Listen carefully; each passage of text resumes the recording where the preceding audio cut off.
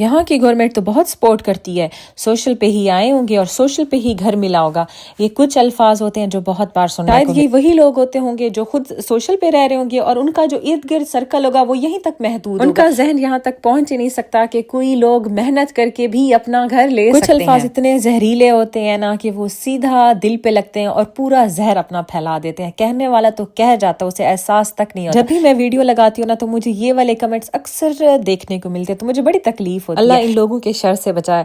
تو میں بنا رہی تھی کیک، کیونکہ میں بیکنگ کا کام کرتی ہوں، مجھے بیکنگ بہت ہی پسند ہے. تو ایک دن پہلے ہی میں سارا جو بیکنگ کا کام ہوتا ہے میں کر کے رکھ دیتی ہوں، آرام سے ان کو فائل لگا کے فریج میں رکھ دیتی ہوں، اور اگلے دن جو ڈیکوریشن کا ہوتا ہے وہ سارا ڈیکوریٹ کرتی ہوں. بیکنگ بہت ہی مزے کی ایک ہابی ہے، انسان کو کرنا چاہیے، لیکن اس میں میس اتنا ہوتا ہے نا، اتنا زیادہ گند ہوتا ہے نا، اس کی کلیننگ پہ بہت زیادہ ٹائم لگ جاتا ہے. تو میں نے کہا ساتھ ساتھ ان کے بابا کے لیے چائے بھی رکھ لیتی ہوں، اور ساتھ چائے کے ساتھ ان کو لازمی کچھ نہ کچھ چاہیے ہوتا ہے. تو میں نے کہا نگٹس بیک کر دیتی ہوں اور فرائز بھی، اور کباب بھی میرے پاس پڑے ہوئے تھے تو میں نے کہا کباب بھی فرائی کر دیتی ہوں. تو مزے کا یہ ہوتا ہے نا کہ بچے بھی کچھ نہ کچھ کھا لیتے.